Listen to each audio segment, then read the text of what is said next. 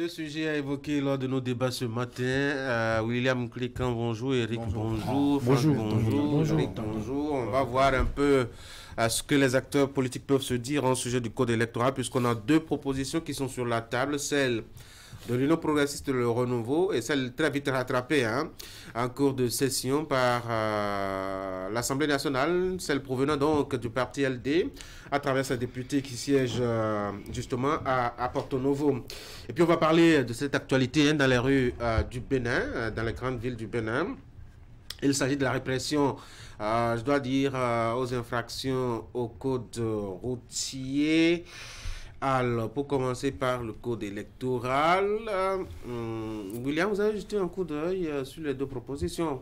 Oui, je les ai écoutées, je les ai lues de fond en comble. J'ai notamment écouté les explications des porteurs de ces différentes initiatives. L'Union progressiste, Le Renouveau, avec le président de son groupe parlementaire, Nathan Léaké, lui, il est très clair. Pour lui, il faut, pour établir légitimité, légalité et également égalité, donner plein pouvoir aux élus, aux futurs élus de 2026, maires ou députés, pour parrainer le duo de candidats à la présidentielle ou les duos de candidats à la présidentielle ou désormais au présidentiel pluriel de 2026.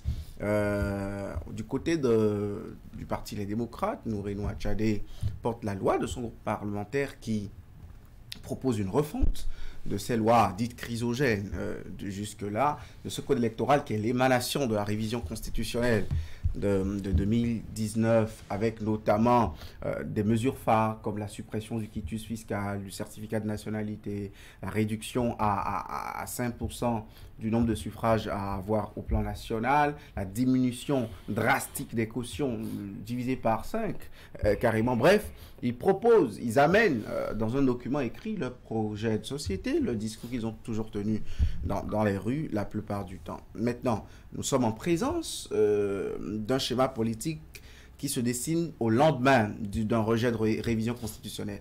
La mouvance présidentielle s'est arrangée pour trouver la subtilité, pour arracher la vedette de ce rejet de constitution à l'opposition. Vous avez très peu entendu parler, par exemple, des démocrates. Ils ont été très intelligents, ces mouvanciers. On a parlé beaucoup plus des sept qui auraient été des infidèles ou des deux qui ont été les plus amoureux de la nation. Ça a animé beaucoup plus les débats que les démocrates comme on les connaît, qui seraient descendus dans quel meeting, je ne sais, dans le week-end pour aller se targuer de cette victoire. Maintenant, quand on a fini cette stratégie politique, d'occuper un peu le débat en très bon mouvancier, on est 81 au Parlement et c'est une loi ordinaire, le code électoral. Donc, arithmétiquement, on voit la mouvance présidentielle prendre le dessus. Et surtout, avant Bla a donné le ton.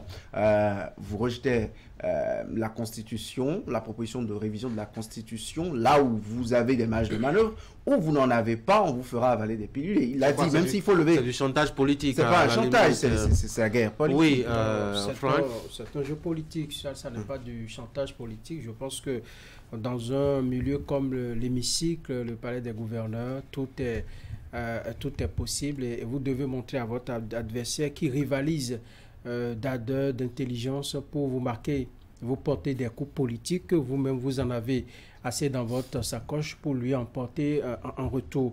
Je pense que ça devient plus intéressant lorsqu'on sait que nous avons deux propositions sur la table. Et si je me refais un peu à votre question, pardon, au niveau de votre synthèse par rapport à ce débat, comment concilier les positions? Nous avons deux propositions. Une proposition faite par Noureni Achadé de l'opposition et l'autre par Akena Tondé. Il suffit de faire une lecture croisée. Si on veut être objectif et réaliste, on fait une lecture croisée, prendre ce qui est bon dans la proposition de Akena Tondé, ce qui est bon dans la proposition de Noureni Achadé, et puis on reste au juste milieu, on sort ce qui va arranger tout le monde. Mais si on ne le fait pas ainsi, surtout que l'opposition est très braquée, a une position tranchée depuis que le débat sur la révision de la Constitution a été agité, je pense que c'est l'occasion pour la mouvance également de montrer sa supériorité, sa suprématie pour dire attention, nous avons également notre mot à dire, nous sommes toujours là en tant que mouvance et voilà ce qui peut se passer. C'est maintenant que la guerre des arguments se présente véritablement, parce que la révision de la Constitution s'est passée et maintenant il faut véritablement répondre aux injonctions de la Cour constitutionnelle.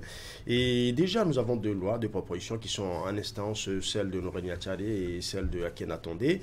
Et il y a deux tableaux qui se présentent. Le premier tableau, c'est de voir si ensemble ils peuvent convenir d'un projet consensuel, d'un projet qui réponde aux aspirations des deux parties. Ça, c'est une possibilité. La deuxième possibilité, c'est que chacun reste campé sur sa position, qu'il veuille passer coûte que coûte sa proposition, et c'est là que les vrais combats vont se mener, parce que ce sera une guerre d'arguments, mais aussi une guerre d'effectifs, parce que étant plus majoritaire, on peut se dire, ici, nous pouvons mettre carrément un veto là-dessus et ça ne passera pas parce qu'on sait déjà que la révision est passée. Certains même pensent déjà qu'il se peut qu'il y ait une sorte de revanche. Vous nous avez empêché d'aller à la révision de la Constitution. Eh bien, nous aussi, nous allons vous empêcher de faire passer votre proposition de loi. Plus encore, quand on va un peu plus en profondeur et qu'on regarde un peu la proposition du groupe parlementaire Les Démocrates, on se rend compte que ça va beaucoup plus au-delà de ce que la Cour constitutionnelle a demandé, puisque les démocrates demandent d'ailleurs qu'on aille jusqu'à mettre un représentant de l'opposition au niveau de la Sénat et qu'on supprime le certificat fiscal qui est souvent objet de dissension au sein de la classe politique. Ce sont des propositions assez intéressantes, certes, mais est-ce que ces propositions seront acceptées par les autres? C'est ça là, vraiment. On appelle à votre auteur d'analyse. Est-ce qu'aujourd'hui, quand on voit un peu les dés tels qu'ils sont jetés aujourd'hui, quelles sont les chances de prospérité des propositions du parti Les Démocrates à l'Assemblée nationale, vu qu'aujourd'hui c'est une simple loi où, quand on se fie un peu à la configuration, je dois dire, de l'Assemblée nationale, rien qu'avec ses députés, je crois une bonne soixantaine, l'UPR peut faire passer toutes les lois qui lui plaisent, surtout s'il a, en plus de ses députés, le soutien du bloc républicain. Et donc c'est pas évident que les démocrates puissent voir un peu leur position passer, non Eric? Oui, on peut se mettre dans cette logique. La majorité va dicter sa loi. Et puis, nous allons passer à autre chose, un peu comme le rejet de la loi sur la révision de la Constitution. Mais après, si cet état d'esprit gouverne les choses et que on ne retrouve pas là aussi une forme de consensus qui va peut-être nous amener à voir dans ce que propose l'autre et dans ce que nous proposons, faire une jonction et sortir un code, je dirais, plus inclusif, de sorte à satisfaire toutes les parties, on se serait passé à côté. Moi, je pense que l'idéal, franchement, aujourd'hui, au Parlement, c'est qu'on puisse examiner les deux propositions avec un esprit d'ouverture, de sorte à voir ce qu'on peut intégrer du côté des démocrates, ce qu'on peut intégrer du côté de l'Union progressiste, le renouveau. Parce que dans ce qui est proposé par les démocrates, il y a, moi, je pense, des aspects sur lesquels on peut estimer qu'il y a matière véritablement à revoir les choses, voyez-vous. Et donc, si nous restons dans l'idée selon laquelle, sur la révision de la Constitution, on ne nous a pas rendu la tâche facile parce que les gens étaient peut-être plus intelligents que les autres. On a trouvé que c'était une proposition techniquement bancale, politiquement bancale aussi. J'espère qu'aujourd'hui, une voix ne va pas résonner et traiter la proposition de Nouréni étant aussi techniquement bancale. Et déjà que on a déjà lancé une forme de communication qui fait état de ce que les députés opposants veulent développer une forme d'incivisme fiscal parce qu'ils demandent la suppression du quitus fiscal.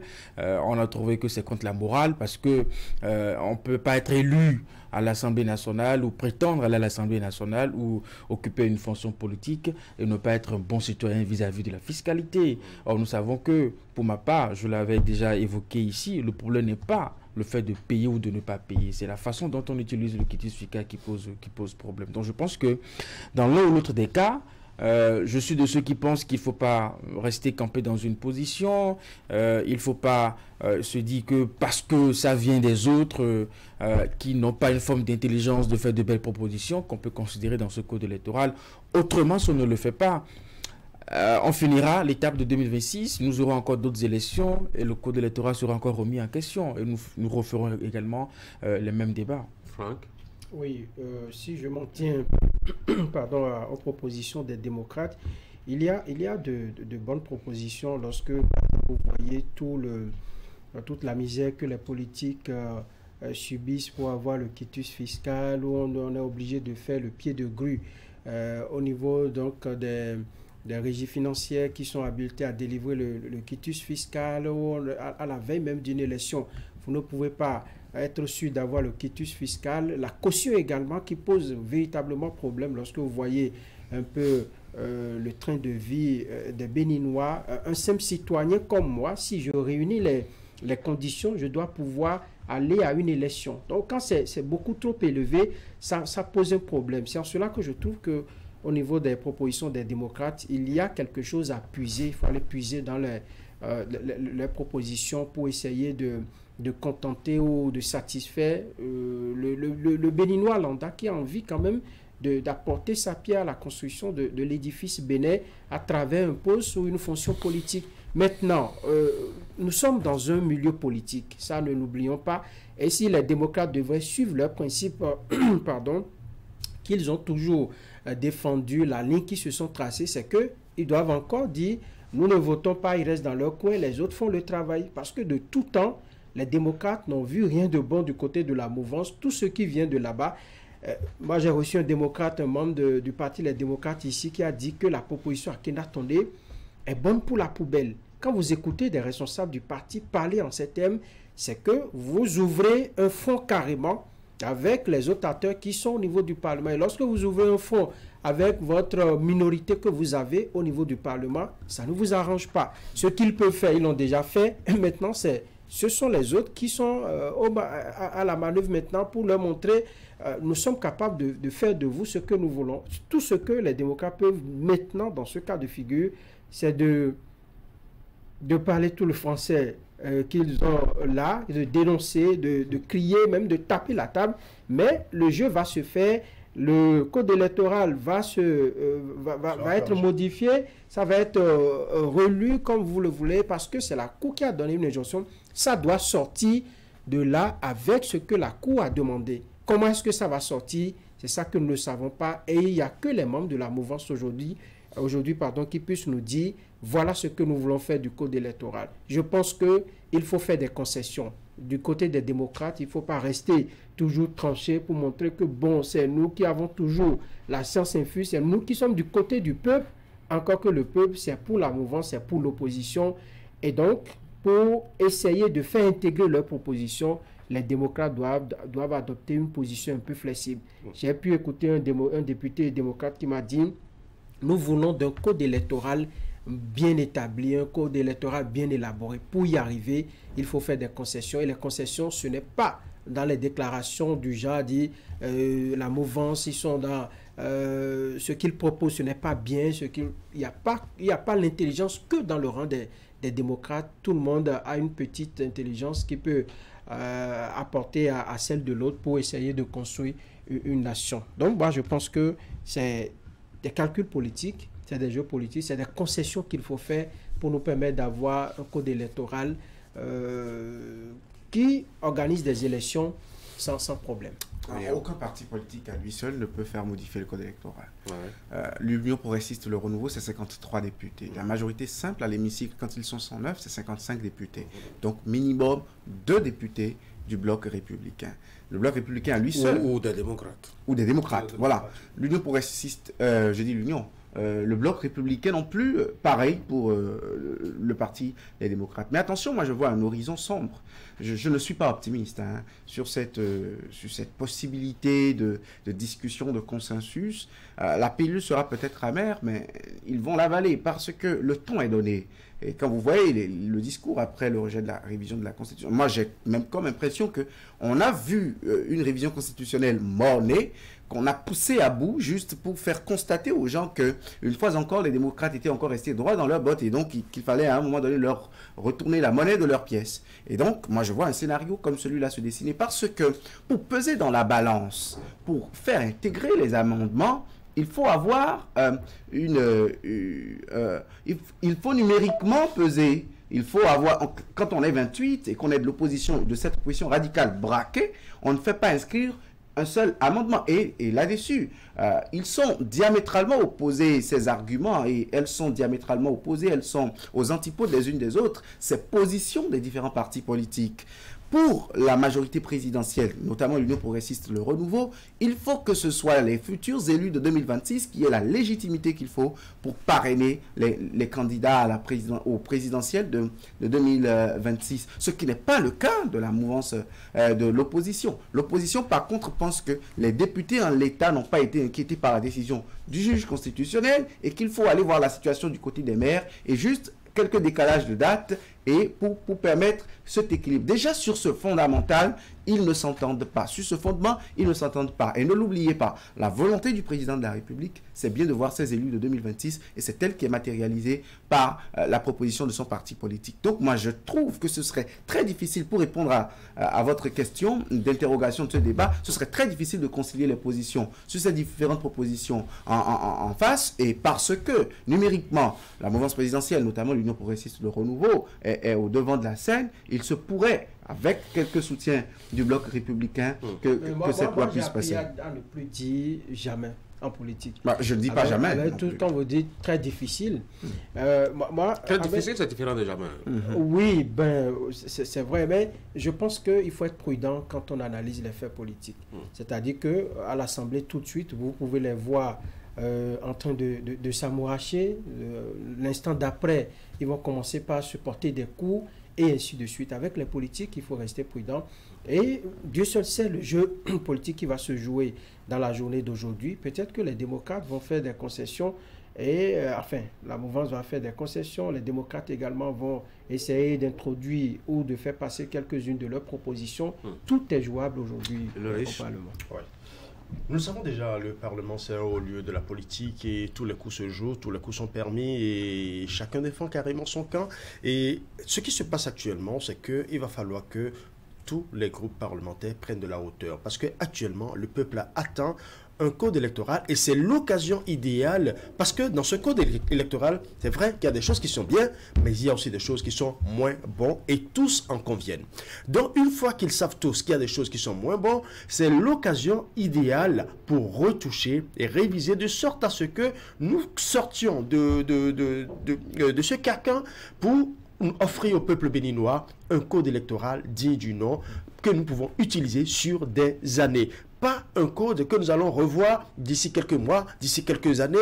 Il faut qu'on fasse quelque chose, un travail assez minutieux et un travail technique. Ce qui veut dire que nous devons déjà... Non, au-delà, non, je ne parle même plus de la révision. La révision est passée. Non, le plus important aujourd'hui, c'est d'aller beaucoup plus en profondeur. Qu'on laisse les calculs politiciens, qu'on laisse de côté les calculs revancheresques, qu'on laisse de côté ce qui n'est pas de nature. Parce que là, c'est pour cela que j'ai parlé. J'ai commencé en disant qu'il faut le sens élevé, que les partis politiques prennent de la hauteur pour pouvoir faire le travail qu'il faut. Parce qu'actuellement, le peuple attend. Tout le monde est suspendu aux lèvres des députés. Des 109. Là, on s'entend, on se demande qu'est-ce qu'il faut faire. Le plus important aujourd'hui, déjà, on sait que les partis... Il y a des communications qui circulent. Franck l'a rappelé tout à l'heure, des communications qui circulent dans les deux sens contre les propositions de l'un ou de l'autre camp. Quand on écoute déjà ce qu'on dit de la proposition de loi de Akena Tondé, qu'on dit une proposition qui est mornée, donc déjà, on sent qu'il y a une communication anti. De l'autre côté, quand on trouve aussi que les démocrates font beaucoup plus le jeu populiste et qu'ils veulent ne serait-ce que ils s'opposent à tout et qu'on sait que leur proposition ne pourra pas passer. On sent qu'il y a des communications qui vont à l'encontre des deux propositions. Mais dans le but, aujourd'hui, qu'est-ce qu'il faut chercher? C'est un consensus, dit une proposition assez inclusive. Oui, voilà, je vois une riche alliée tellement d'expression qu'on aurait pu avoir sur les aspects de la proposition de loi de révision. Non, c'est pas la même chose. C'est pas la même chose. Absolument pas la même chose parce que je suis absolument pas la même chose. On va laisser l'esprit de consensus qui est recherché aujourd'hui sur le code électoral. Cet esprit était où quand on parlait de la révision technique de notre loi fondamentale? les concessions qu'on peut se faire, cet esprit, cette idée, cette logique des choses était où quand on parlait justement de... Parce que ça va être ça aujourd'hui, les différentes positions. Écoutez, ça va être le cas. Oui, on a voulu opérer des retouches techniques dans une proposition de loi de révision. Vous avez estimé que techniquement, ce n'était pas possible.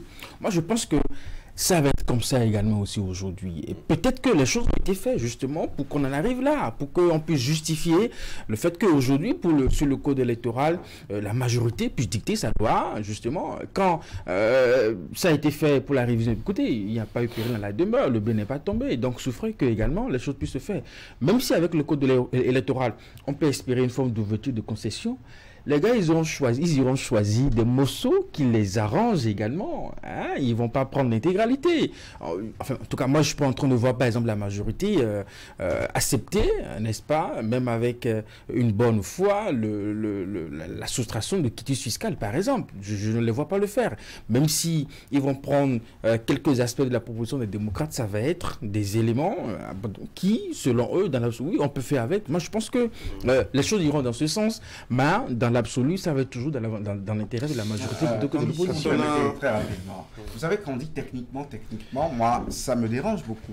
Dans quelle enceinte de droit constitutionnel dans le monde entier, on enseigne que quand il n'y a pas de présidentielle avant les législatives, qu'on n'est pas dans un régime présidentiel? Est-ce que c'est l'ordre des élections qui détermine la nature d'un régime dans une démocratie ou dans les fondamentaux de la science politique? Moi, je pense qu'il faut prendre un peu de la hauteur et dans les débats politiques, les petits mots des politiques avec lesquels ils ont envie de dribbler les non-initiés, là, il faut qu'on les évite la plupart du temps. Et je m'en voudrais de ne pas dire.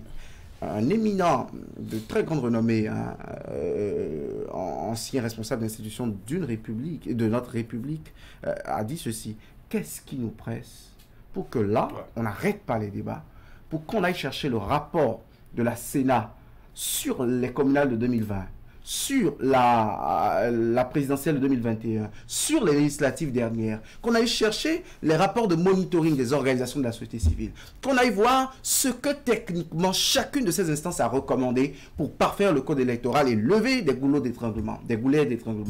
Qu'est-ce qui nous empêche aujourd'hui de faire asseoir des techniciens, de discuter, de faire 6 mois de consensus, de discussion, qu'on édifie ces parlementaires, qu'ils n'aient pas comme seule motivation leur programme de société, le discours qu'ils ont dit à des Béninois dans une propagande inédite pour se faire, pour avoir une place à l'Assemblée nationale. Qu'est-ce qui nous empêche aujourd'hui, quand on parle de consensus et qu'on est allé devant le premier Béninois, s'asseoir et s'entendre sur le fait qu'il faut désormais que les réformes électorales soient consensuelles, qu'on s'asseye et qu'on oublie tous ces clivages politiques, qu'on les garde peut-être en carton rouge ou en carton jaune d'arbitre parce qu'on est numériquement plus grand, mais que sur les questions fondamentales de notre République et de notre existence, on s'asseye et qu'on dise, parce que techniquement on sera d'avis, hein, consensuellement on dira que si en 2024 des documents numériques ne peuvent pas faire valoir, ne peuvent pas être des preuves, des documents authentifiables ne peuvent pas être des preuves en matière de contentieux constitutionnel ou de contentieux électoral après un scrutin, c'est que nous vivons dans un siècle d'avant celui dans lequel nous sommes aujourd'hui et que sur beaucoup d'autres aspects nous nous entendrons. Et au niveau politique, on viendra rejouer encore les cartes à l'Assemblée. Je pense que c'est la meilleure option. Il ne faut pas oublier la décision de la Cour. La Cour a bien tracé le chemin à suivre et donc on ne peut peut-être pas se permettre d'aller chercher tous ces documents-là, de les feuilleter pendant 6 mois et faire attendre peut-être la Cour qui a donné quand même une orientation, les articles à toucher pour essayer de régler le problème qui réside aujourd'hui dans le code électoral. Si on dit aujourd'hui, les mouvanciers vous diront que c'est pour cela que Hassan Seyibou a déposé sa proposition de loi pour régler définitivement le problème. La mouvance vous dira, ah non, on n'a pas confiance en eux, ce sont des dribbleurs, ce sont des gens en qui on ne peut pas croire, ils n'ont pas la vérité dans leur bouche. Et donc, le consensus que vous recherchez, au bout d'un an, vous ne l'aurez jamais parce qu'ils ne s'entendront jamais sur le minimum. Et donc, même si vous cherchez le rapport de monitoring, le rapport de la Sénat, la société, vous pouvez chercher même le TOFA qui va s'asseoir et siéger sur la question, vous n'aurez jamais le consensus. C'est vous qui avez dit de ne pas dire jamais. Et moi, je pense que la Cour n'est pas, en prenant cette décision-là, voit peut-être tous ces aspects dont nous parlons, C'est-à-dire que si vous lancez le débat au niveau dans le milieu politique, ils ne vous reviendront jamais pour vous dire voilà ce sur quoi nous sommes entendus. Parce que bien par le passé, on a vu, et même des rencontres qui ont été tenues, mais les conclusions ne sont jamais appliquées. Je pense qu'il faut suivre un peu la décision de la Cour. Et la Cour est là. Ce que fera la Cour peut-être, si le travail est mal fait, je pense que la copie va retourner au Parlement et pour demander aux députés de faire bien le travail. Le moins qu'on puisse espérer, c'est que même au niveau du plus grand nombre de députés, je veux parler du Bloc républicain et de l'UP, le Renouveau, qu'on puisse quand même tenir compte des bonnes choses qu'il y a au niveau de la proposition de loi de Nouréni Achadé pour l'intégrer afin de sortir un code plus ou moins acceptable pour l'organisation des élections. Je ne sais pas si vous aviez essayé. Ce matin, Eric est très heureux. Oui, parce que quand j'écoute, je choisis également quelques éléments de langage. Alors, si le code électoral était modifié à la majorité de la mouvance présidentielle, ce ne serait pas un code inclusif, c'est ça? Il faut forcément aller chercher des éléments de ce que l'opposition propose pour que ça soit inclusif. Question pour Franck. Oui. Moi, je pense qu'il y a du bon. Moi, j'ai parcouru la proposition de loi Nouréni Achadé. Il n'y a pas que du mauvais, il y a du bon dedans. Et c'est pourquoi je dis il faut interroger notre intelligence, parce que pour être très intelligent, il faut prendre ce qui est bon du côté de l'autre. On ne peut pas avoir les génies des autres. Voilà, on ne peut pas détenir la science avec Marco, c'est ma position depuis. J'ai toujours plaidé pour ça. Mais quand à l'arrivée, on prend ce qui s'est passé le vendredi, à ce qui va se passer également ce jour, mais les autres, ils ne sont pas des godillots. Ils sont des humains et ils apprécient également les choses en fonction du comportement des autres. Et c'est ça qui va nous mettre dans une forme d'impasse où les autres vont rester campés dans leur position et nous allons toujours rester là. J'aurais pu avoir votre soutien sur le débat hier quand on parlait de la révision de la Constitution. C'était quoi les arguments? Absolument rien. Et on est resté là, justement, on est convaincu qu'il y a peut-être des éléments. Puisque quand je prends l'opposition, on a toujours critiqué ce qui s'est passé en 2019 avec la révision de la Constitution. Et hier, Tanguy nous faisait une question. Si aujourd'hui, l'histoire leur offre la possibilité de faire des réglages, et qu'ils ont estimé que non, on trouve que en l'état, c'est pas le moment, attendons peut-être un autre régime pour le faire. Et puis, tout ça, on est en train de déplacer un problème parce que on a peut-être peur de quelque chose, on soupçonne quelque chose, et puis tout ça. Les réglages peuvent être faits et les problèmes sont là. Moi, je pense les réglages, ils font quand ils sont je suis de ceux qui pensent, et je l'ai dit tout à l'heure, il faut aller chercher également dans ce qui est proposé par l'opposition.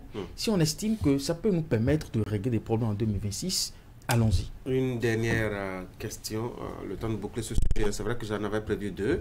Le temps il est parti, on va remettre le second à demain. Pour ceux qui pensaient qu'on n'en avait pas beaucoup à dire sur le code électoral, vous avez remarqué. Alors une dernière question. C'est vrai qu'on a remarqué, je ne sais pas si vous avez eu le temps de les approcher ou de les écouter de près, ceux qui sont de la mouvance présidentielle et qui ont voté contre la révision de la Constitution. Chacun avait une raison personnelle pour voter contre la révision de la Constitution. Est-ce que, à l'occasion de la révision du code électoral aussi, cette raison personnelle ne va pas prévaloir encore pour qu'on ait encore... parce qu'on a l'impression, ou en tout cas quand je vous écoute, j'ai l'impression que toute la majorité parlementaire, en tout cas, sera bloc et qu'on va observer du côté de l'opposition ce qu'on fera. Est-ce que ce n'est pas possible aussi d'observer pendant ces débats-là qui est, je dois dire, des positions au sein de la mouvance qui s'opposent carrément à peut-être des lois, c'est-à-dire un député UPR qui vote contre la proposition de Akhenatonde. C'est bien possible, c'est bien possible. Comme je l'ai dit tout à l'heure, le Parlement, c'est un haut lieu de la politique et tout est possible, tous les jeux se font. Une chose est certaine, c'est dans le fond que les choses vont se jouer. Parce que tout dépendra de l'argument que chaque député essaie de soutenir ou de rejeter. Parce que si éventuellement je suis UPR et que je suis avec la Akhenatonde et que dans le fond je constate qu'il y a des choses dans cette proposition de loi qui ne m'agréent pas et que cette proposition de loi doit être votée en l'état, pas corriger ou soit amender. À un moment donné, je serai obligé de dire non. Donc ça peut arriver, que ce soit au niveau du bloc et au niveau des démocrates aussi, parce qu'au niveau des démocrates aussi, il y a une proposition de loi qui est là.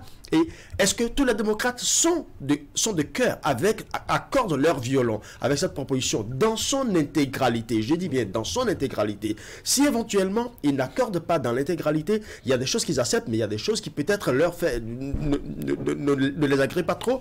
À un moment donné, s'ils constatent qu'on doit voter en l'état, il se peut aussi qu'il y ait qui se désharmonise du groupe de la solidarité du groupe. Mais d'une certaine manière, le fond du sujet restera toujours une guerre de partis et d'opinions. Attention, cette désolidarisation de certains députés de la mouvance présidentielle n'est pas interprétée forcément comme une très grande indépendance. Pour moi, il y a beaucoup de stratégie politique là-dedans. Et au lendemain de vendredi dernier, vous avez vu tel que les débats se sont faits. Attention à ne pas y voir une désunion du côté de la mouvance présidentielle. Ce n'est pas l'interprétation que je fais de Go. Donc ils seront solidaires, ils seront compacts. Je les imagine beaucoup plus solidaires que divisés, parce que la loi Natondé Aké était venue contextuellement en très bon plan B pour épauler la révision constitutionnelle.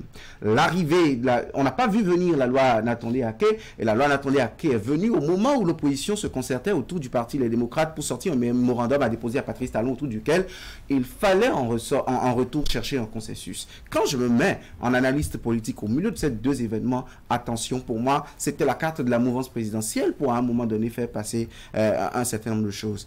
On ne peut pas leur en vouloir là-dessus. Ils sont à l'Assemblée, ils sont où il faut faire et défaire les décisions politiques. Mais par contre, moi je dis, comme l'autre politologue béninois, le droit est le porte-parole fidèle des décisions politiques. Quand on s'assera autour de la table, quand on dira ces lois et les dispositions chrysogènes qu'elles contiennent nous ont amenés dans le décor à bien des égards, il faut désormais que nous nous entendions sur une certaine passerelle, on le fera. Et quand on voudra encore jouer à la politique pour bomber le torse, on le fera. Eric?